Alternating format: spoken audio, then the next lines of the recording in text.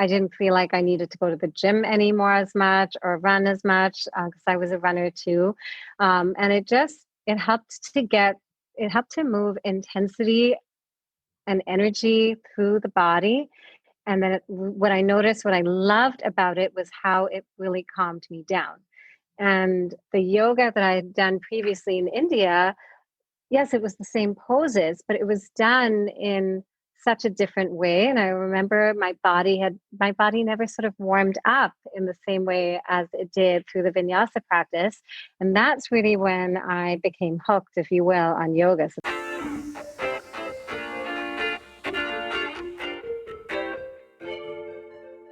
The big question is this: how do we take a seemingly ordinary world and make it beyond extraordinary?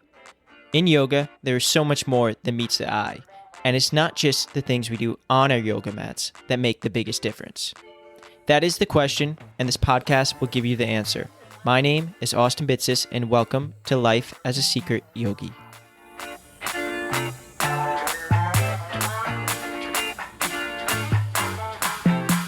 Everyone, welcome to the Life as a Secret Yogi show. I'm your host, Austin Bitsis, and today's guest is Insiya Finn. So Insiya, welcome to the Life as a Secret Yogi show as we hear your life as a secret yogi, or as you refer to yourself, yogini. So as your life as a secret yogini. Welcome to the show. Thanks for having me. I'm so excited to be here. Yeah, I'm super grateful to have you on the show. And but I know we were just mentioned it before, and I saw it on your Instagram about you had like a cycling, like a bicycle accident. How you doing with that? God, I wish it was a cycling accident. It actually wasn't. It was on a motorbike. Oh, wow. So a little more intense. Yeah, a lot more intense. And yeah. And I don't really ride motorbikes anywhere in the world except for Bali. Because it's a pretty convenient mode of getting around, because a lot of the roads here are quite narrow, and then there's also all these sort of little the narrow roads, which are the gangs or the shortcut roads that you can only get on with a motorbike. So we tend to use them just kind of for short distances. And I had a pretty good tumble off of a bike because the kimono that I was wearing on top of my dress got caught in the back wheel of Ian's motorbike. Oh, wow. And I actually got thrown off the bike because I'm quite light. And it was pretty intense for a lot of pain. And I was really lucky. I didn't actually break anything. It was incredible. Yeah. I didn't break any bones in my back. I had a backpack on, and I had a really good helmet on.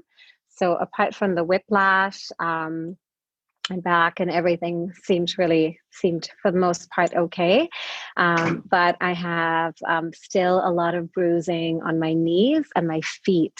So it's been a journey. It's really been a journey over the last month, actually, because it happened on October 1st. Wow. Yeah. Okay. Yeah. I'm happy that you recovered and it wasn't anything like crazy serious in terms of like broken bones or so that's really good. But I didn't realize it was a motorbike accident. That's crazy, and it's scary too to get your thing caught into it. So have you got on one yet since then, or? Yeah, actually it was kind of wild. A week after the accident actually was my birthday, and Ian said, "You have to get onto your scooter tonight, and we're going out to dinner." and and even in, I was still really not physically very mobile, but I thought about it, and um, it was definitely something that pushed my boundaries. But I also know that if I don't do something after, a calamity or something happens, I'll just build it up more in my head. So I did get on my bike again and survived. And it's such an interesting thing, because when you have something like this, I actually wrote about it on Instagram too, because when the accident actually happened, I remember, so there's this thing that happens, a physical thing, and you're in pain, and you sort of go through that process of just the physical pain, but then the mental chatter starts, right? Of And then course. you start to try to make sense of why this happened. Mm-hmm. And if you're a person who likes to reason things out, or probe into things, you start to create all sorts of convoluted answers and reasons as to why this thing happened. Mm-hmm. And then if you actually probe into it a little bit more, you realize how so many of them are you pointing fingers at yourself, saying, well, this is probably why it happened, and you were doing this wrong, and you just start to kind of like, you know um shit on yourself a little bit, Yeah. to use.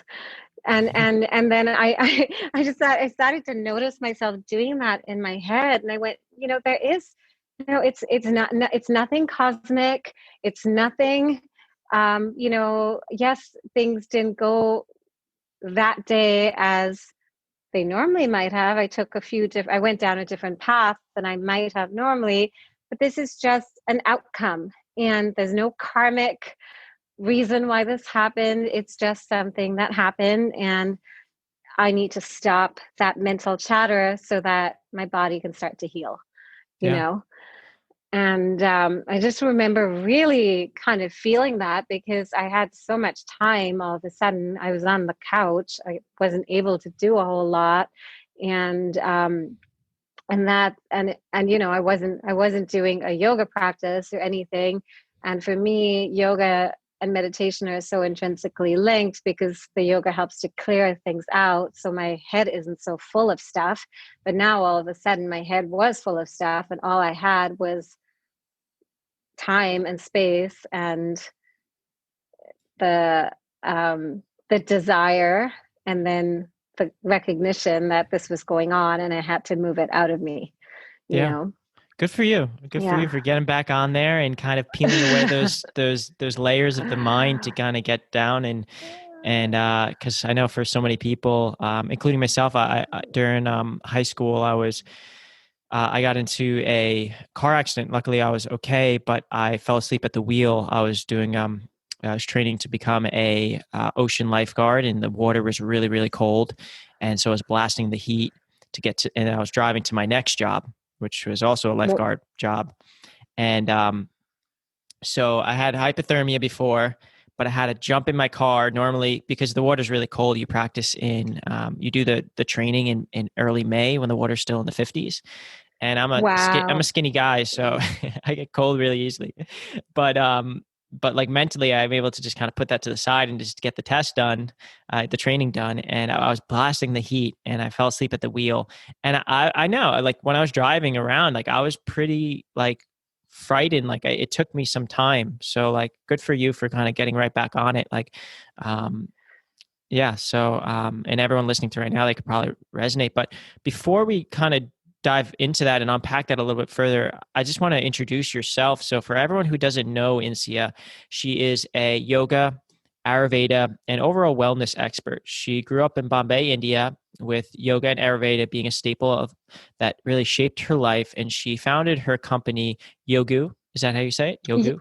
it's like Yogue, like Vogue, Yogue. but with the Okay. Y. Oh, Yeah, Vogue, yeah, Yogue. I love that. That's yeah, great. yeah, yeah. I've been saying it wrong this whole time. So Um, Now you know. yeah, Vogue, Yogue. Okay, that's great. I Yeah. love that. Just really spread her passion. That's why she created Yogue. And her passion in life revolves around sharing this transformative impact of these practices with inspiration, freshness, poetry, and joy. She is also a mother and a wife, and she's a wife to Eoin Finn, who is also a renowned, world-renowned yoga teacher, and we've actually just spoke to him. So whatever episode comes out first, we'll check it out. It'll either be last week's episode or next week's episode. But Insiya has been featured in many prominent publications such as the Yoga Journal, Conde Nast, Traveler, and many more. But before we dive in to this episode and start talking a little bit more and unpacking what we were just speaking about, a little bit about today's audience to kind of set this episode off on the right start. So our audience are those that want to take the practice of yoga, meditation, breath work, energy work, animal assisted therapy, among other related tools into the real world. It's a lot of people who are looking to perform at a higher level in other disciplines such as running, golf, surfing, weightlifting, freediving, basketball, art, music, entrepreneurship, and so on, whatever discipline that is, or simply those who just want to make life beautiful. And the audience does not necessarily have this desire to become the stereotypical yogi or yoga teacher. Nevertheless, the audience would like to utilize these tools of yoga, meditation, and other related practice to make life beautiful. So, in short, this message of the secret yogi is that we all have this heroic self, our inner source that we cultivate through these tools, and we take our seemingly ordinary world and make it extraordinary. It's that we all have this superhero that lives within, and yoga and these related practices help us tap into our quote, quote, superpowers. Our superpowers being mindfulness, awareness, love, focus, and creating happiness from within, and ultimately just feeling great in a body that we love. So we really hope this episode helps you unlock your own superpowers through yoga. And for everybody listening, if you like it, make sure to share it with at least one person that needs it most, and consider leaving a written review and rating wherever you're listening to right now. So yeah, I always love to kind of start off with like an introduction of like, it's a yoga podcast, but we were just talking with Ian before this about this idea of like there's yoga is this great tradition, this great path, as he calls it, this portal to nature and this portal to like connectiveness. But there's other tools and other modalities, and I know you kind of integrate some like Ayurveda, which kind of goes hand in hand with yoga. And I'm sure there's tons of other ones that we could talk about, and whatever really that person finds, or the combination of those disciplines. But yeah, I love that. I'm still stuck on the name Yogue. I'm saying it wrong the whole time. But can we start a little bit about your story? And Yeah. let's just start with that. Okay, for sure. Yeah, so really quickly, the name Yogue was an inspiration for me because I used to I love actually in your introduction that you said that we want to live a beautiful life, you know, that we want to that we have this secret power and we want to live an extraordinary life, but also a life with beauty, which is really important to me. And I think of beauty not as just this outward skin on the world, but really it's doing things with intentionality and making things a ritual. And I love art and I love music and the things that uplift our spirit, you know, in life. And yoga to me is definitely in there. But so that's kind of where yoga came from. So it was both a play on the idea of Vogue, but it's also um, it's a play on the Sanskrit pronunciation of yoga, which was yoga. But when yoga came to the West, it was easier to say yoga for Westerners. So back when Swami Vivekananda came, I forget what year it was, but like the World Parliament of Religions that came to Chicago, that's when yoga from India became yoga in America. So I thought it was a really nice honor to that, a nod to that, if you will. And also for me ties in my heritage, which is coming from India and growing up there, where and yet I've lived most of my adult life in the West, both in the US and in Canada. So it's really a bridge. And what I love to do is to try to demystify things, you know, and bring more clarity and also apply these practices to life in relationship and as someone who is a mother, as someone who does struggle with all of the same stuff that we all struggle with, you know. And that's really how all of this began for me, because I don't think growing up I ever thought I would be a yoga teacher or teach Ayurveda and share these practices with people at workshops and festivals all over the world. I probably was on the path like a good Indian child to become a doctor or something of quote unquote significance in my parents' world. But I was also really lucky because I did grow up in, sort of a middle class family, but also one that was quite open to a lot of alternative practices, I guess. And my father practiced yoga. So he was sort of a longtime practitioner of yoga. And I remember probably as a toddler, kind of, running into his room and he would be standing on his head.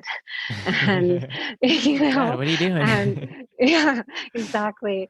And, and I tried to imitate him, and I didn't know anything about what he was doing, but it was always early in the morning and he kind of did his thing. And then he would roll up his mat or his towel and put it away.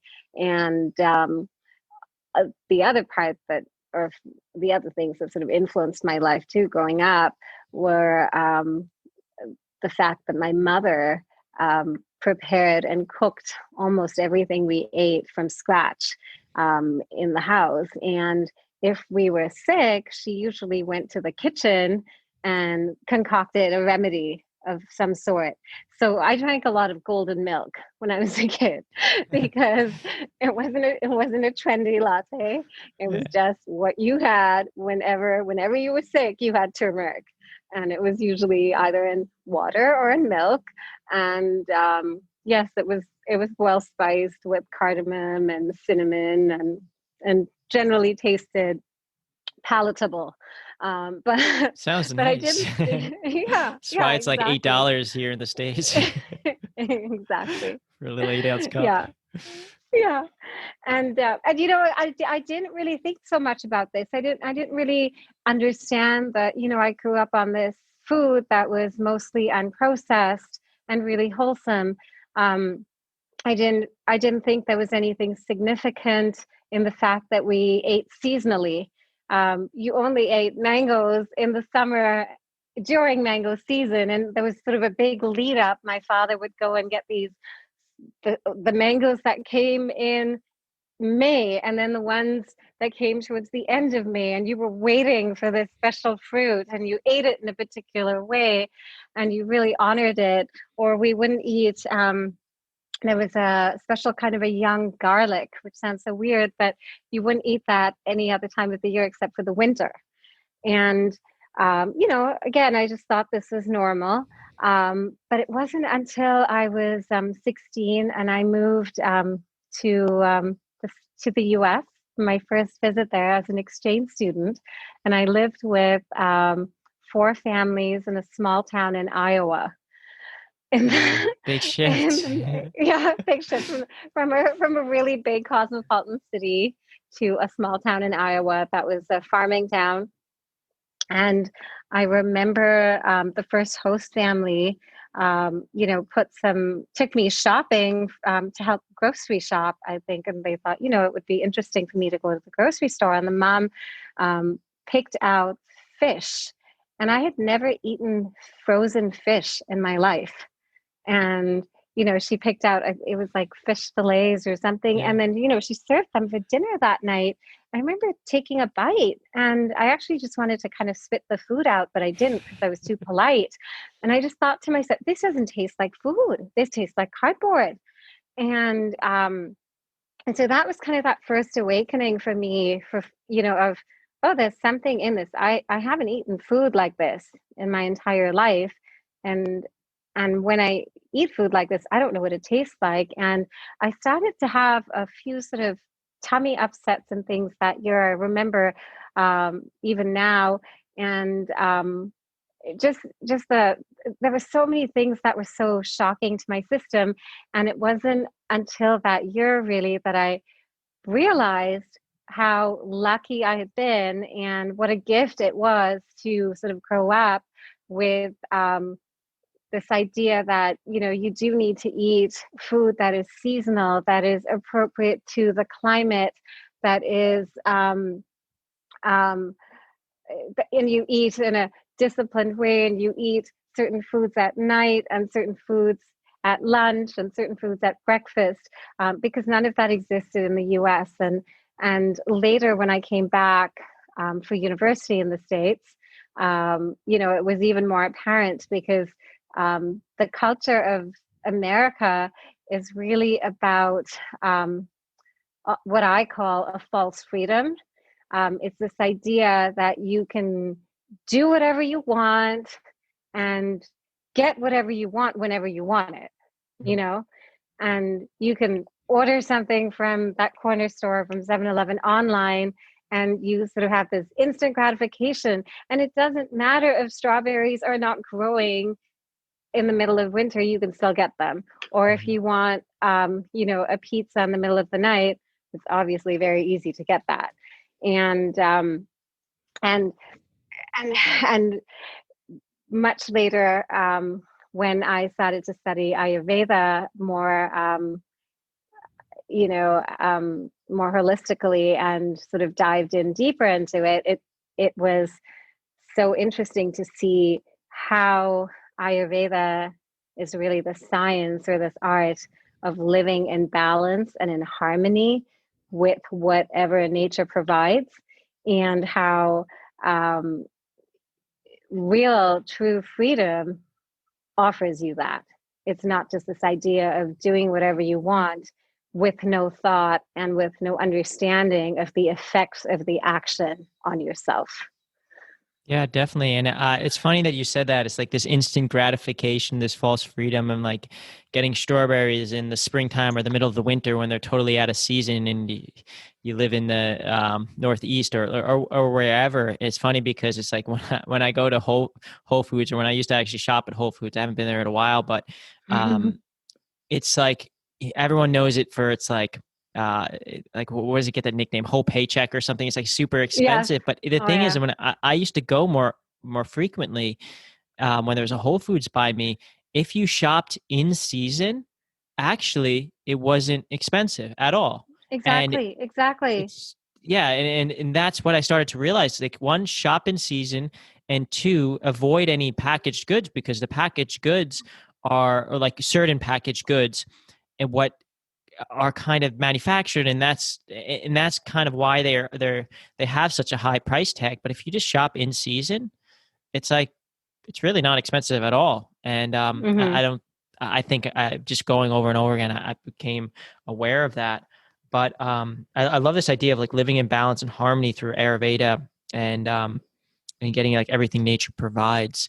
But so I read some blog posts on yourself. You still went into kind of following this path of this corporate career, despite what this sounds like, this passion that's been kind of brewing since you've been young and kind of set up for. Is that true? Oh yeah. I mean, so like I said, earlier, I never even thought that wellness was a career, when I was in university. Mm-hmm. I went to, I studied, I studied nothing really useful. I studied international relations and French at a liberal arts college, but I thought my goal was to work in communications and write, and use my words and my skill with writing as a way of making my way out in the world, whether that was through journalism, which I did do. I freelance wrote for magazines and newspapers over the years. But the initial job I had after college was at an advertising agency. And I have to say, and again, having studied Ayurveda so much now, when I look back at my life, I totally understand why I was drawn to that job. It was creative, it was fast paced, very quick, and very deadline oriented. And you sort of put yourself fully into it. But I worked at an agency called Leo Burnett in Chicago, which was a wonderful training ground, I guess, for learning the ropes about advertising and marketing. But I knew pretty much the first year in that this world was not, this work was not exactly what I wanted to do, that if I was going to sell people on anything, I wanted it to be something that actually meant something to me. It wasn't just, I didn't want to sell them detergent and um, and pharmaceuticals, or definitely not cigarettes, which were Yeah. all part of the products or the brands that the agency represented. And so, and the other thing I also noticed was that I had the ability to focus and be really attentive and get a lot of work done, but that I somehow wore myself out in the process, and that Starbucks was not the answer. Yeah.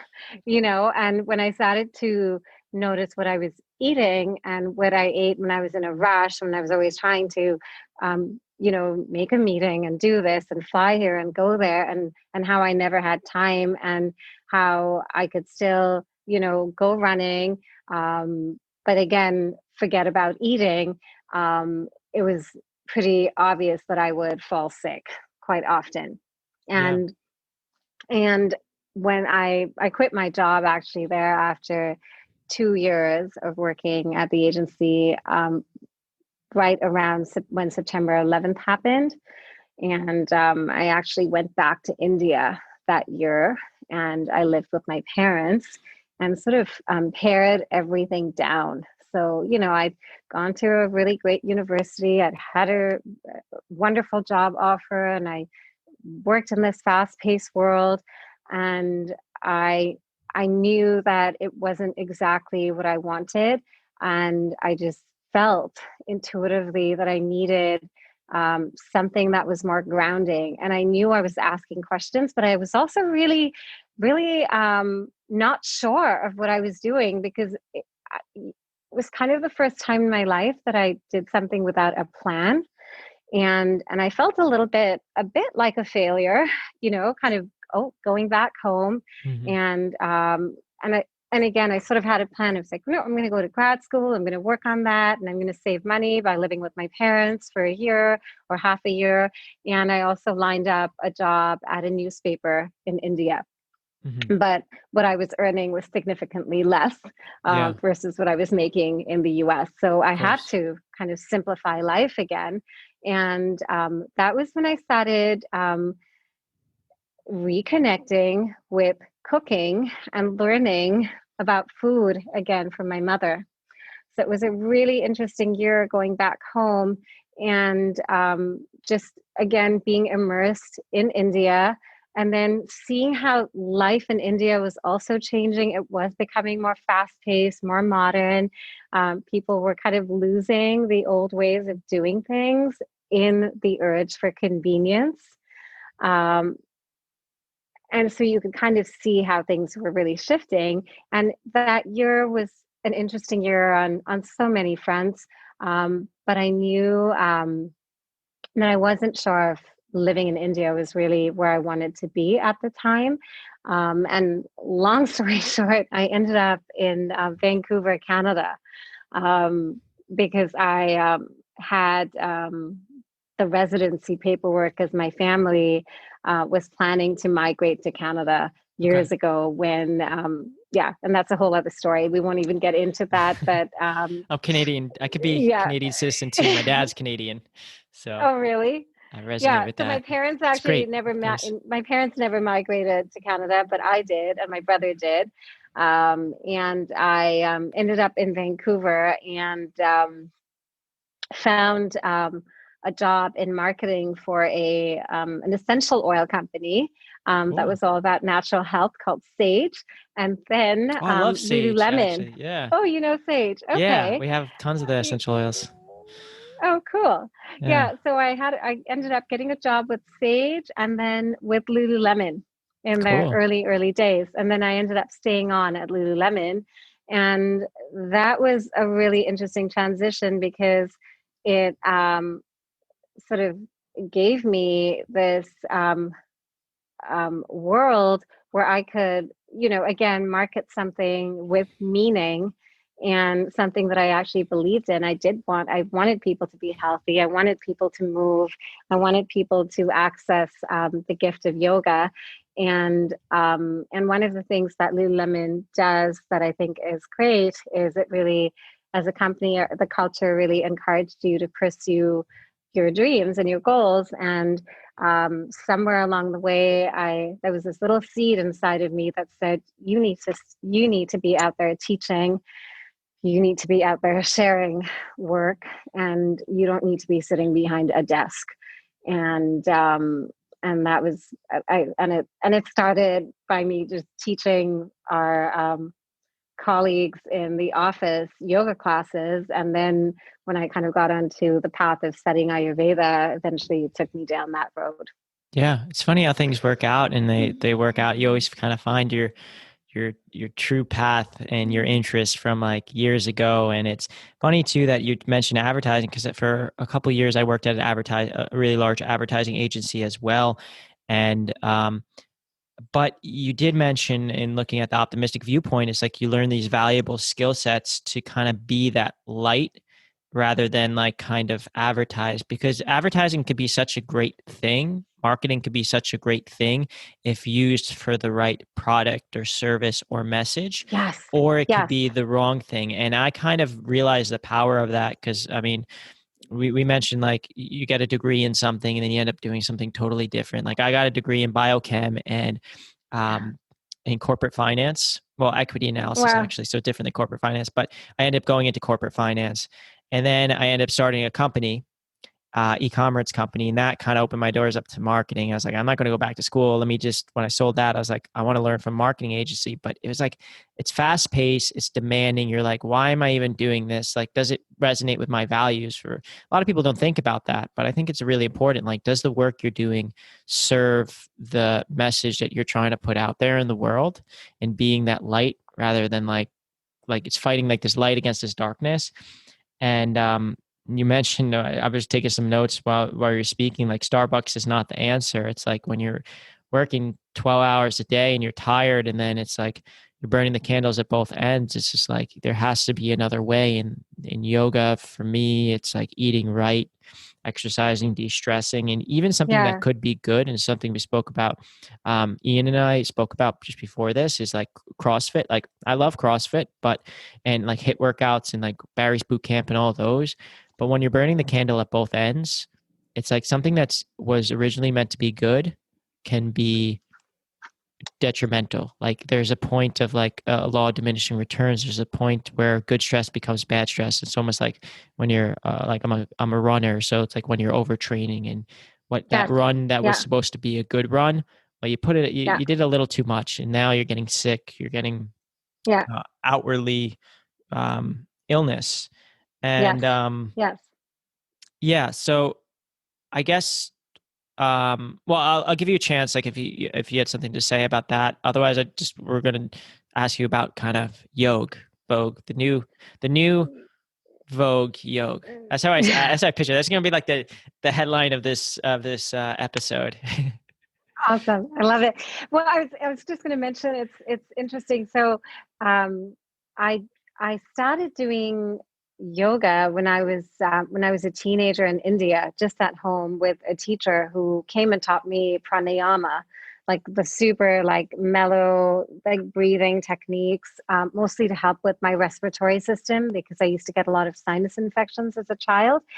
And but I found vinyasa yoga when I lived in Chicago and I worked in advertising. And at that point in my life, it took over from I didn't feel like I needed to go to the gym anymore as much or run as much because I was a runner too. And it helped it helped to move intensity and energy through the body. And then what I noticed, what I loved about it was how it really calmed me down. And the yoga that I had done previously in India, yes, it was the same poses, but it was done in such a different way. And I remember my body never sort of warmed up in the same way as it did through the vinyasa practice. And that's really when I became hooked, if you will, on yoga. So that was, when I was about 22 or so. And then I would say that that definitely sort of had a huge impact as well on that idea of resonance. Is what I'm doing, does does it feel good in my body? Where my does it not? Why am I feeling constricted in my belly? Why am I feeling tension? What is not right? And those were definitely questions I asked myself when I got to that place of quitting that first job, because I never thought I would ever quit a job. Um, you know, and anyhow, so I just wanted to mention that, because that was definitely kind of one of those, again, pivotal moments in life. And then the other thing, when you were talking about one of the maxims of Ayurveda is everything in moderation is okay, and I think True. about that a lot in our life, because we live in a world that loves extremes. We love every kind of extreme. We want to go on a juice fast and a cleanse the day on New Year's Day, but we'll drink ourselves to oblivion on New Year's Eve, or we'll eat a lot at Christmas. And then you'll see those cleanses, they'll do like a small display, and then all of a sudden it'll be a huge display at Whole Foods right on New Year's Day. Yeah. And it's amazing, that we are that we still buy into that. We still buy into this idea that you can do something really extreme to your body, and your body's just going to accept it, and Ayurveda is all about slow shifts and slow changes, because when you think about it, unless something really extreme starts to happen in nature, and I'll actually back up and say that even when extreme things happen in nature, they're usually the result of years of imbalances or months of imbalances. When you think about things like hurricanes or volcanic eruptions and things like that, it's not just something that happens overnight. It's been built up for a long time. And similarly, if we want to live more in harmony with nature, we need to figure out how to slow ourselves down. And it's I'm in my fourth decade now of life, I guess in my fifth, because I'm 40 plus now, and it's taken me this long to have some of that sink in. I think at the pace at which I was living life in my 20s is very different from how I try to live life now. Yeah, I think even so though many people a lot comes at us. Yeah. can resonate with that and those extremes. I know, like when I first was really getting into like stopped running, and I was getting into like, oh, I'm gonna weight lift and do all this stuff, and it's just Mm-hmm. like, then you like get on these diets, and you get on all this stuff, and it's like, and then you're like, okay, I'm gonna have a cheat meal, and it's just like two extremes. And it's like, now I realize, and it's kind of took me some time, and it's through yoga and this awareness, and yoga really teaches you to slow down. It's like, it teaches you just about, these slow shifts, like every day, just eat healthy. You don't have to do it. You don't have to like have these crazy diets, um and also the slow shifts in terms of like fitness. Like you don't have to crush yourself so much that you're waking up exhausted and you're more tired and beat up than when you started. And it's like, and when you realize when you do that, it has such like an impact. Like Ian and I were talking about like fitness, and I was like, dude, like you're jacked. Like you're probably the most jacked yogi I know. And like I know in just doing yoga myself, like, yeah, you're not going to be some bodybuilder or anything, but you stay leaner, you stay healthier, probably leaner than I would have ever done doing some other aspect, because you're really letting your body just like take these slow shifts. You're listening to your body and you're giving it just the right amount. So you're at the precipice. You're not that law of diminishing return. You're not pushing yourself enough. And it's like this fine balance. And in terms of like, because we were on the topic, Ayurveda and yoga, and I know they're like they fuse together. Can we talk a little bit more Mm-hmm. about that? And that probably goes Yeah. into your work with Yogue. right? Yeah, absolutely. So as I mentioned earlier, Ayurveda is the science of life, right? So it kind of encompasses all aspects of living, and especially how you live, and how you can sustain yourself as you live, and then also eventually how you die, and sort of what your and it speaks to sort of who who you sort of present yourself as in the world. So it's this. There's a wonderful teacher, Dr. Vasant Lad, who's quite well known in the U.S. and he has a book called Ayurveda: The Science of Self Healing. And I spoke with him about that title, and he said, "Well, it's a catchy title because it helps people to understand that Ayurveda is this practice of really understanding yourself and healing yourself from whatever imbalances you might experience. Because we come into this world as these pure, perfect beings, but then life happens and we react to life, right? And life shapes us, and unless we start to gain the knowledge with which to live life so that we can make choices that would benefit us, life will continue to kind of grind at us, right? And push those imbalances even further. So Ayurveda is really this practice of understanding you in this world, in this lifetime, if you believe in lifetimes, and helping you to live at your most optimal, vital state, helping you to thrive so that you can fulfill your purpose for being here, whatever that is. And Ayurveda sees yoga as a practice to help create balance in life. It's kind of like prescribed as something that you would do in order to stay in balance daily. But the type of yoga practice that you would want to do depends on who you are. And by who you are specifically, I mean, what is your blueprint when you arrived, when you were conceived actually in this lifetime?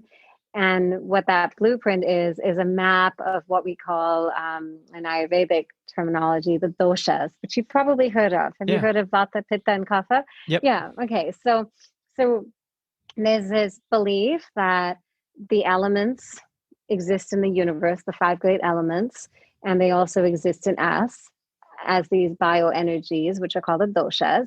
And all of us, you often have your own specific map of the bioenergies in you. I have my own specific map, and I was born with it.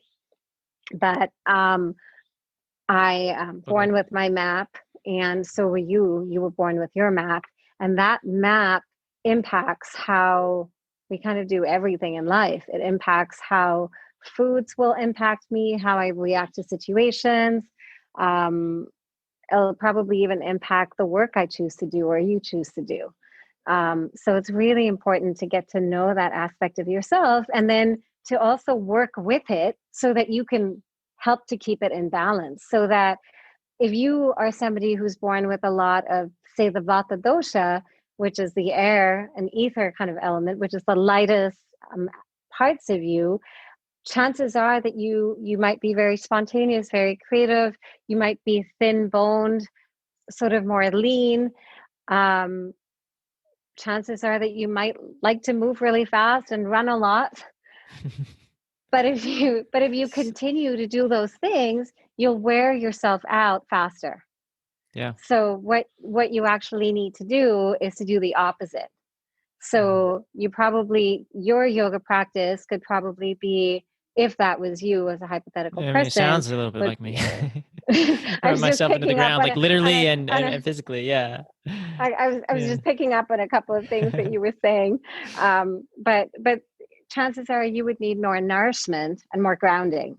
Yeah. And the foods that you can eat, you can probably eat more soupy, warming stews with good spices, and all those things, if you start doing them slowly in your life, will help you to stay more in balance so that you don't just kind of float away or you don't wear yourself out, right? Whereas somebody with a lot of earth element, kapha dosha in their blueprint, and the blueprint we call prakriti, would probably need lighter foods, would probably need to move a little faster because their inherent tendency is to be slow, to be steady.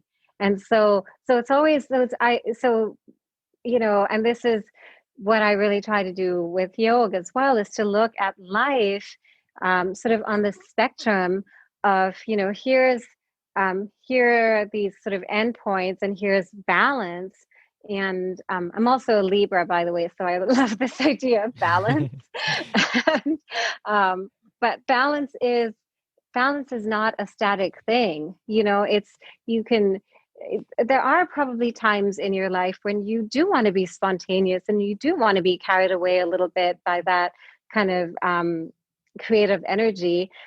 But if you stay in that space for too long, you'll start spinning out of control. So the idea for me with Ayurveda is to always recognize where you are on that spectrum and go, okay, this is too much. I need to pull it back, and I need to really slow things down. I need to get back into a routine. I need to get back into a rhythm, and I need more consistency. So, so that would be one way of integrating those practices. I absolutely love the way you explain it. It's just like, I'm familiar with everything you're speaking about, but like the way you frame that was it kind of just like clicked, and I hope it clicked for the audience as well. Like, and bringing some clarity to Ayurveda and how yoga kind of integrates within Ayurveda. Yeah, because what you'll notice, and it's interesting because you see this a lot at yoga festivals and places like that. In fact, it's kind of a standing joke, is you'll see the people who have a lot of the vata in them. They'll be the ones they'll try every kind of class, and they'll go to 6 or 8 classes, and they're all really kind of fast-paced classes.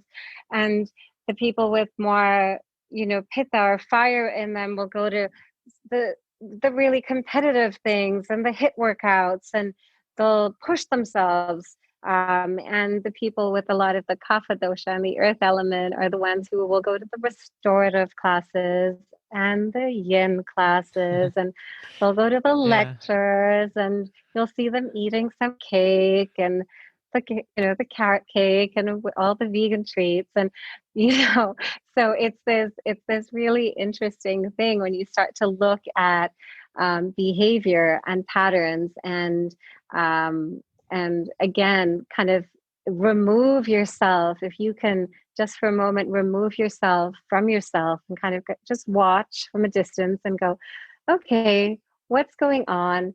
Do I really need that thing? Do I need to do that thing, or is that thing taking over me? Yeah, no, that's so funny because In a I sense. I do the exact same thing. Like I'm like a pitta, a vata, and in the first, I know I need to take more time to just kind of do more of the things that somebody who's kapha would like to do, just slow down. And my girlfriend's the opposite, and she needs to do the opposite, and it's like we kind of balance each other out. She gets me to do more of the slow things, and I get her to do more of like the fast paced things. But like, yeah, I mean, it's the slow shifts. So if it's like kind of as you integrate it into your life, and I know I personally something that I'm working on. I'm definitely not there yet, but I definitely can realize when that's something I need as somebody who's listening, kind of take it into their own life and kind of self-reflect a little bit on what they're doing. But I love the way you frame that. And I want to be conscious of your time. So I'm going to ask another question in terms of like a little bit about like your daily, maybe not daily routine, but like kind of like the practices that you're using to live like a long, vibrant life. I know you're also a surfer. Is that right? I surf a little bit. Surf a little I bit? haven't been in the water for the last month Oh, because because of the the injury. knees. Yeah. But so I'll say I have over the years become more of a smaller wave surfer. I think after having a child, something shifted, and then I just didn't want to push myself out in the ocean as much. Yeah. So I love the yeah, I love being in the ocean, and I love the fluidity of it. It's very it's super joyous for me. Yeah. But I don't yeah, I on a I'll surf, head high waves and maybe a little bigger, but that's about it. No more. Yeah, I mean, if that's not fun, I mean, Yeah. I personally, I love that kind of size, like kind of anything from like chest to head high, maybe a little overhead, depending on the Yeah. wave. Of course, you could get like a surf waist high waves that are super punchy, like here on Yeah. in the East Coast with some of the sandbars, and they'll yeah, they'll definitely beat you up a little bit, but yeah, it's whatever's fun. It's just enjoys being out there. Hmm.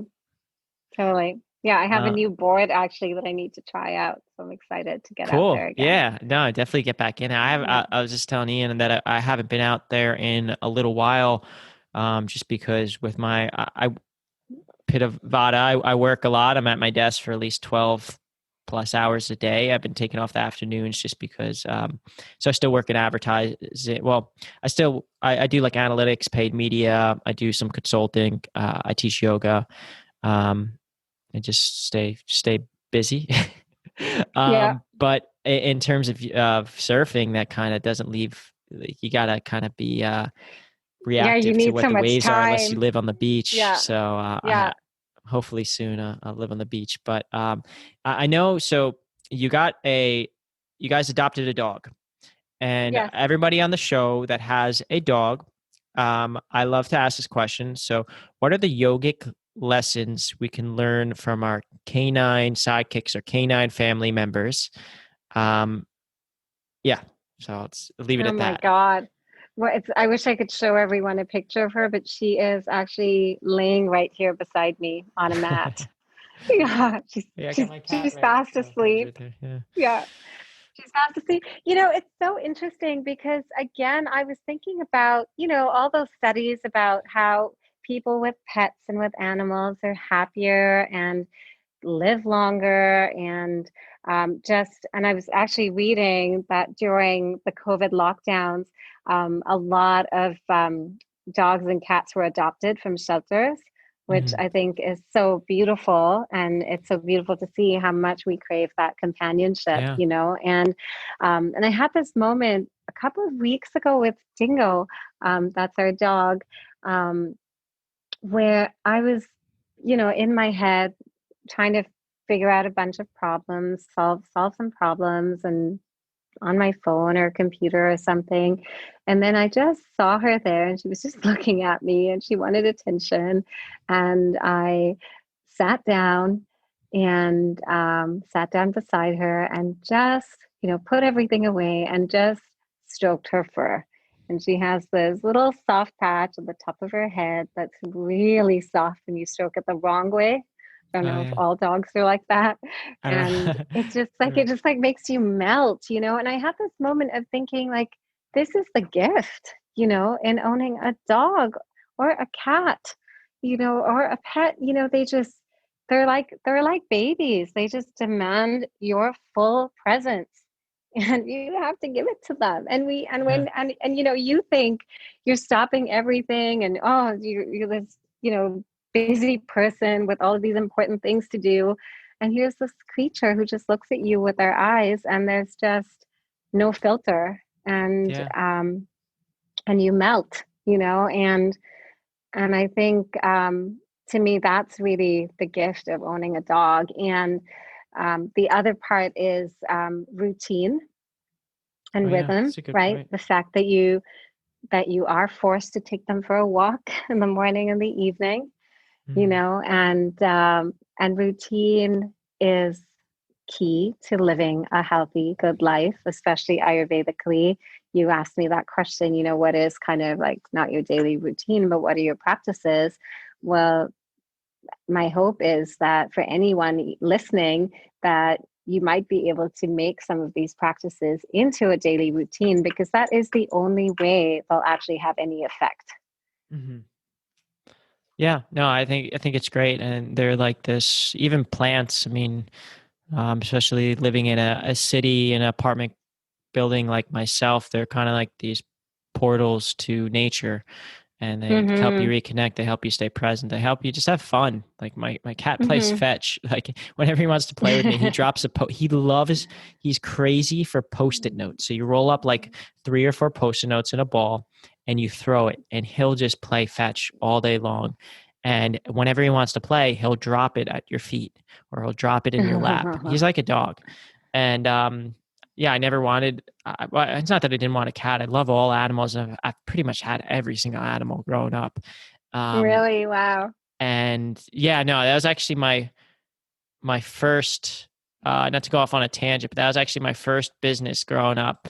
It was because it started becoming this expensive hobby where I just loved animals. I love being out in nature.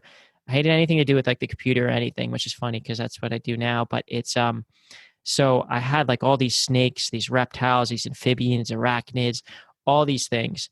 And my mom gave me the electric bill one day, and because they all have heat lamps and they all require like all this stuff. And then also she was telling me about like my dad and my mom. So I had some, they were divorced. I had them at both houses, and they were showing me like it was getting expensive, like between the food you have to get, like the mice and Yeah. crickets and all that stuff, mealworms, and the supplies. Oh my And God. so I had to come up with an idea. And so I loved books, and so I started reading about like breeding and stuff. And I bought a incubator off Craigslist for $100, and I started like breeding them. And I started Wow. bartering with the reptile center. So the reptile center, I don't know, I was in like middle school, maybe like started when I got my first snake when I was 7, and then probably started that like a few years later. And I started like giving them like the snake corn snakes at the time I was breeding, and I think also leopard geckos, and they go for a lot. Like they go for like $100 like a piece, and they have like Wow. litters of, I don't know if it's, I don't even remember what it's called anymore, but they have they lay like eggs, and a lot of them. And then I had excess, so I was getting the food for free, and then I started making some money through it. And yeah, and it really kind of lasted until like eventually kind of um, I sold some of them just because like with sports and traveling and stuff, and I wanted to be conscientious. And if they couldn't, if I couldn't give them my full time, I didn't want to. I knew like they could take care of them a little bit better. But yeah, so then long story short, I got a cat. I really wanted a dog, but we got a cat first, so we'll get a dog eventually, and that's been a huge blessing. I absolutely loved. We named our cat Buddha, so he's the Oh, unofficial that's star of the great. show. But yeah. So the last 2 things I wanted to mention was um one is this idea of, so we kind of didn't really touch about like your particular routine, but we touched about like it really matters depending on your dosha and depending on what your body needs. But I Yeah. know like, so you're a mother, and I like this idea of like family life, and like because we spoke about this on the show before about like teaching it to our young ones. For me, it would be my niece and my nephew, but for you, Mm-hmm. it's your son. So like, how Mm-hmm. do we kind of incorporate this into our family life and into teaching those that kind of are younger, the younger generation, like these tools? Well, it's amazing actually how easily children will get it. So really things that I've been doing since he was young. Um, it, Again, it's not what you see in North America, but this is really how I chose to parent. Was I would really make him aware of, again, the season we're in. You know, we were living on the west coast of California for a while, but Northern California, Santa Cruz, where it was cold in the winters and damp, and definitely up in Vancouver and BC where it's very cold and damp. And he would ask for ice cream, and I would say, no, this is not the season to have ice cream. We're going to wait until it's warm, or if you really want ice cream, we'll wait for a warm winter day when it's sunny and more dry, and you can have it at date at lunch, after lunch, not at dinner time. Yeah. Because I'm thinking, well, you're Agni, you're your digestive fire is stronger at lunch. So I don't want you to eat heavy foods at night. So, and things that I would explain to him, so yeah, we eat lighter at night. I want you to sleep well and not have any tummy aches and things like that. So, he gets that. He starts to understand seasonality in fruits, for example. And, oh yeah, we eat asparagus in the spring because that's when asparagus is plentiful, and we love pumpkins in the fall, and they're really good for us because they have tons of beta carotene and vitamin C, which are great nutrients for us to have when the days get dark. And also just going to bed at a reasonable time, especially for children, even up to the teenage years. Children do need sleep, and a really simple practice that I've been doing for him since he was a baby. When he was little, I would do kind of a full body massage with almond oil and then a little bit of sesame oil on the soles of his feet before he would sleep every night. And now I just put the oil on the soles of his feet just so he has a little bit of vata in him, because I do.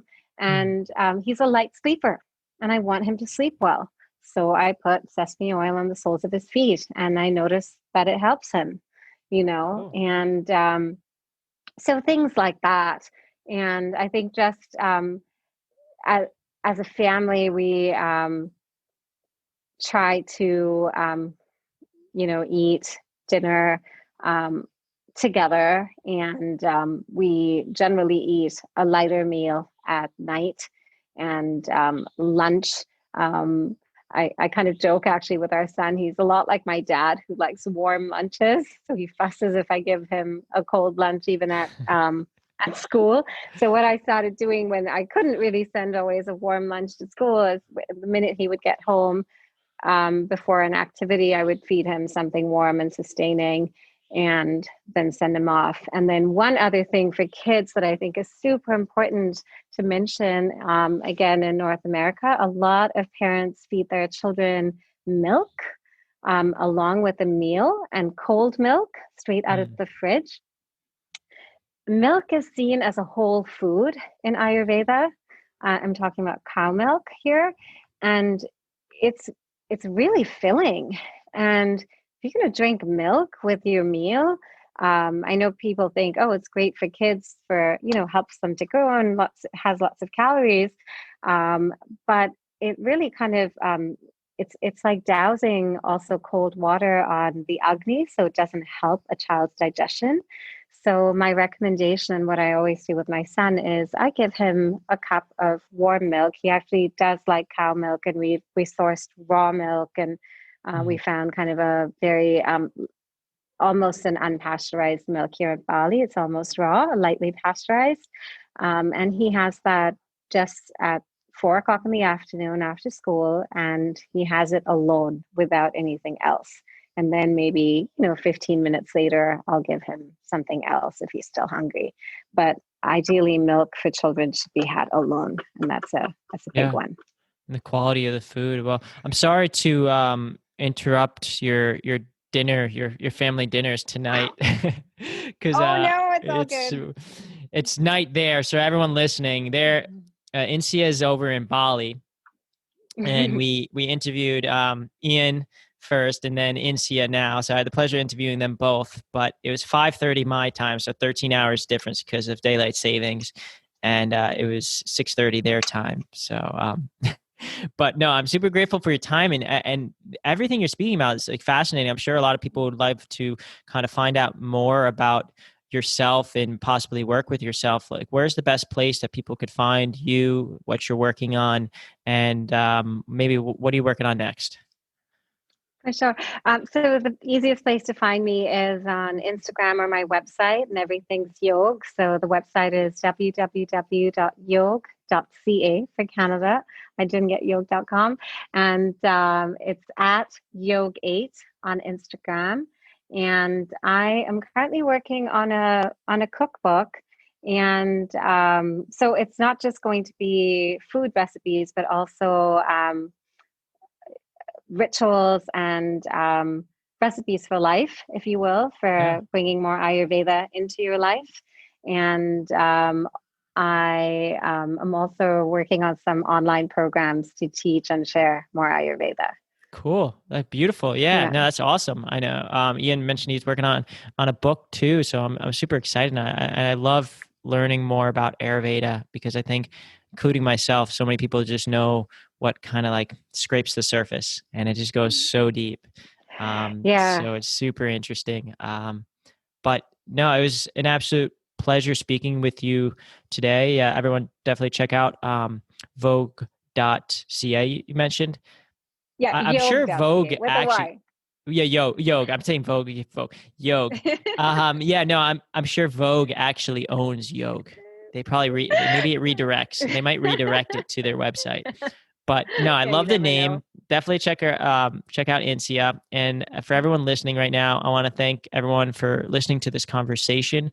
And for your time and for giving yourself the time to kind of listen to this and take a moment to reflect and learn something new or maybe reframe the way you think of something.